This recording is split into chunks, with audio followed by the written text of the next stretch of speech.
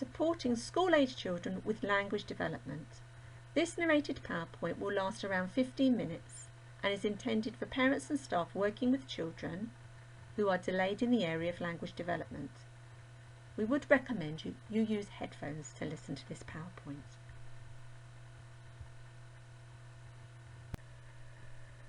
This session is intended to help you understand how communication skills develop,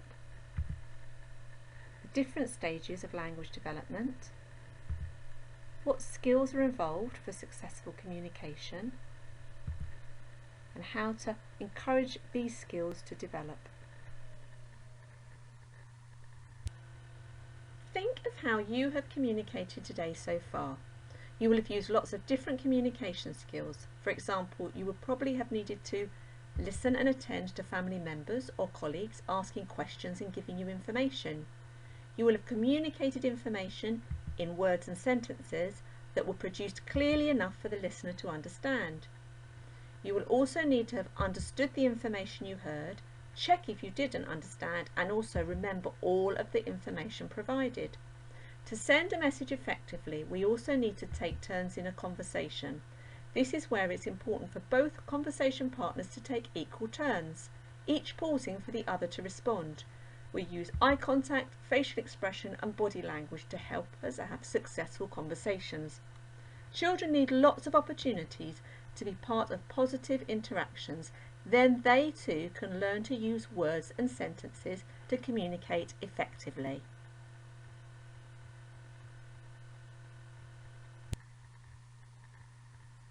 Let's start by looking at the communication pyramid. When thinking about communication, it's useful to think about all the skills that children have to develop before they get to the stage when they can use speech or sign to communicate. The communication pyramid is a model we often use to do this. Right at the bottom of the communication pyramid, we have pre-verbal skills and early interaction. These include looking at faces and listening to voices and taking turns to make sounds with a caregiver. This is the foundation for all other stages of communication. Until these skills have developed, it will be difficult to reach other stages. Next on the pyramid is attention and listening. These skills develop directly from the pre-verbal and early interaction opportunities children experience. They also lay the foundations for children developing language. When a caregiver joins in play and comments on what a child is doing, the child learns to attach meaning to words and begins to understand language. Once children begin to understand the language they are hearing, they start to use words to communicate their needs and to make social contact. As time goes on, their spoken language develops and they will learn to use increasingly complex sentences. This is what we will be exploring today. Right at the top of the pyramid we have speech sounds. This relates to how clearly a child produces words. We have another narrated PowerPoint that's dedicated to the development of speech sounds. If children have difficulties at any of the earlier levels of the pyramid, we need to work on these before working on improving their clarity of speech.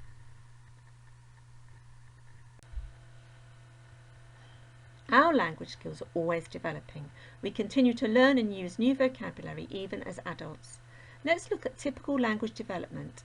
It's important to remember that children develop at different rates and not all children reaching the ages described will have reached that language stage.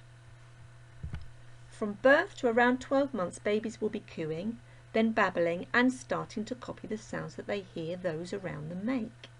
At around 12 months, a child may say their first word. However, there may be some children who say their first word a little later. Bilingual children can be heard to say their first word a few months later than a monolingual child. Most children will have said their first word by 18 months. By the time a child reaches 2 years, then they are usually able to say some early familiar combinations such as mummy gone or more milk. And between the ages of 2 and 3 years, we would typically hear children using an increasing number of new words every day. Children at this age will be talking about the here and now. By 3 years old, they'll be using sentences of around 3 to 5 words.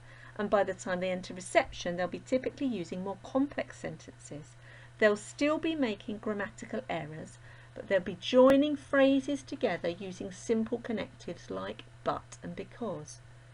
At this stage, they'll be talking about topics beyond the here and now. Now let's consider language development as children move through infants. Between the ages of 5 and 7, they should be using lots more connectives to join longer sentences and tell simple stories in sequence. They will also be able to predict what might happen next. Then as children move through junior age, they will be heard to use more complex grammar and sentences to clarify, summarise and explain, as well as plan. Their stories will include structure, plots, events, clear resolutions and conclusions. Sometimes a child can have a problem with just one area of language or several. Let's consider some of these areas.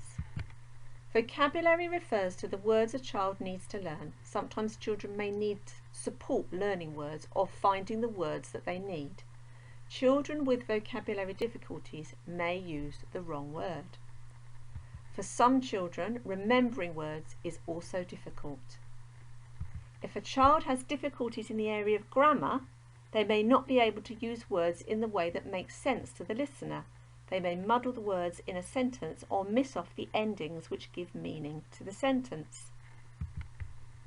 Finally, having difficulties understanding concepts such as size and colour or question words such as why or how will prevent a child being able to participate in discussions about the curriculum and may also affect conversational and social interactions.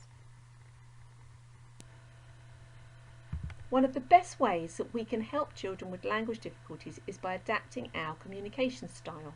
This can be referred to as being a good communication partner. Children with language difficulties can find it difficult to understand language used in conversations. It can also be difficult for them to express themselves clearly. Adapting our language and communication will support a child who is having difficulty in this area.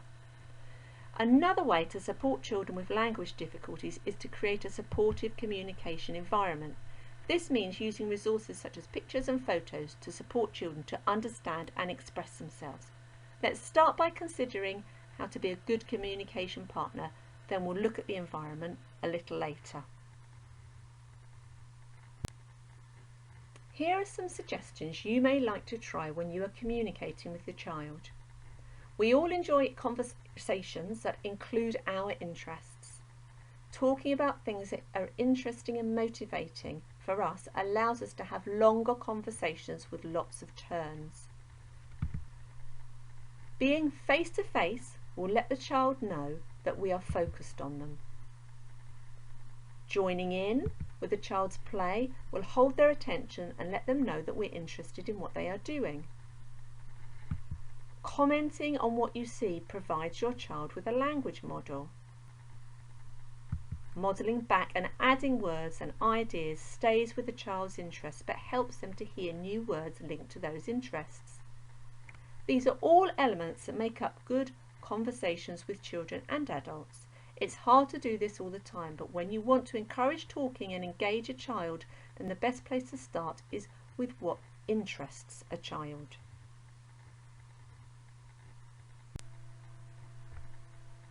Let's think about turning questions into comments.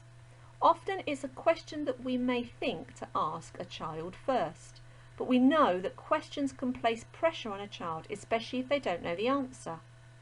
If a question pops into your head, make a comment by giving the answer. This gives your child a model of language and makes learning more likely as they're not under pressure. It can be really tricky to stop asking questions as it's such a natural thing to do. So it can take a while to get into the habit of commenting instead. Look at how these questions can be turned into comments.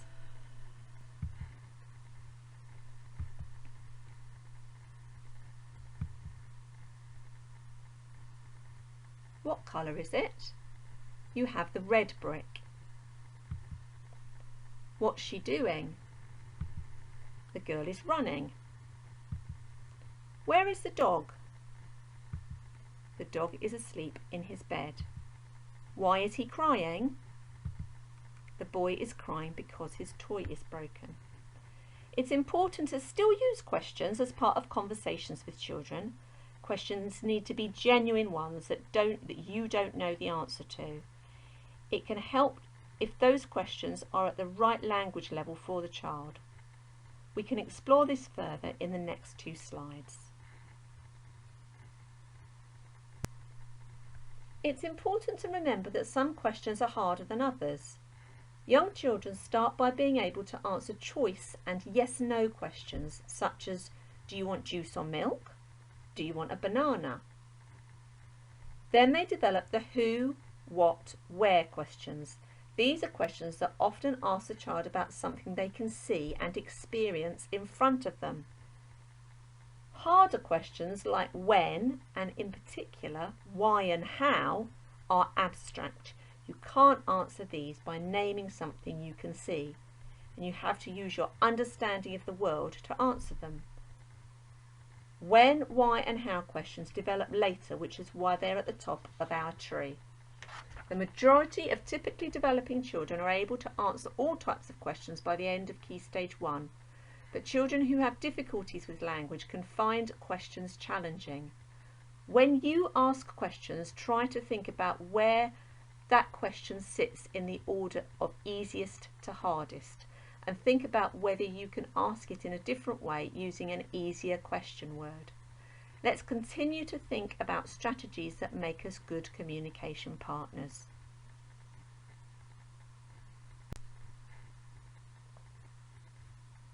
Children with language difficulties sometimes find it hard to store longer pieces of information in their heads in order to then act on it.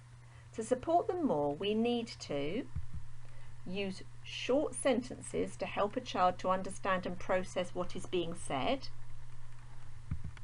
Try to break down longer instructions to keep sentences short. This will still enable children with language difficulties to be exposed to a broad range of language, but broken down into manageable chunks of information. Showing as well as telling will help a child understand language. If it's something tricky, demonstrate it to your child first as well as verbally explaining it. You could use gestures such as pointing or some Makaton signs or pictures or photos. Repeat instructions more than once. Children with language difficulties may also find it hard to listen and attend as well as process the language they are hearing. We know how it feels to receive more information than we can follow. To prevent this becoming overwhelming, it can help to build in pauses between instructions to allow the child to process what you have said.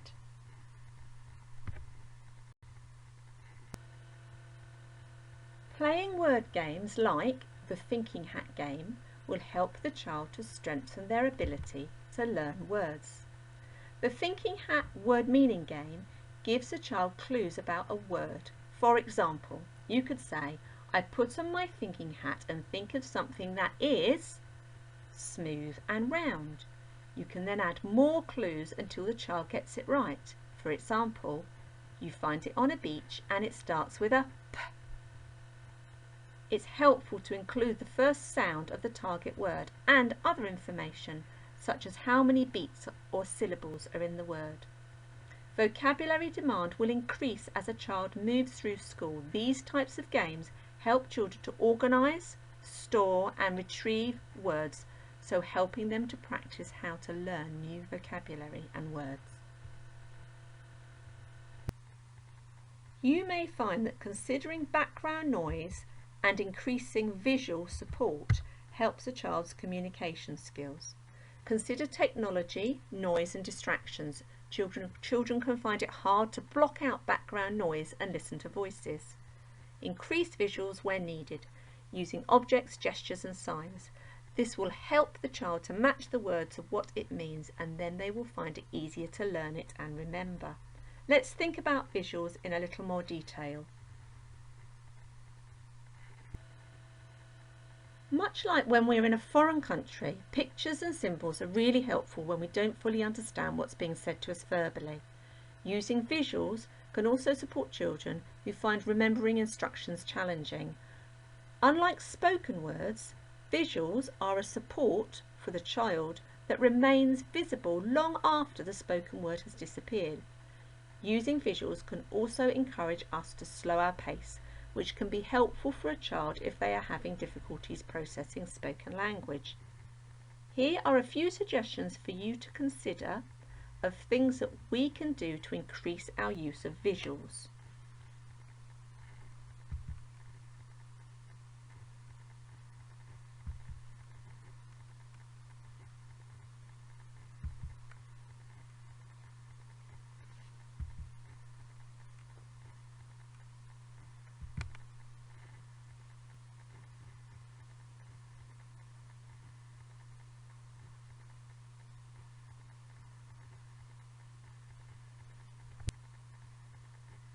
You may find the following resources helpful.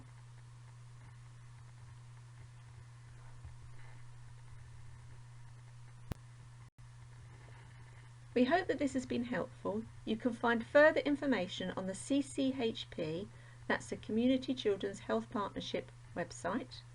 Please complete the evaluation with any feedback you would like to provide.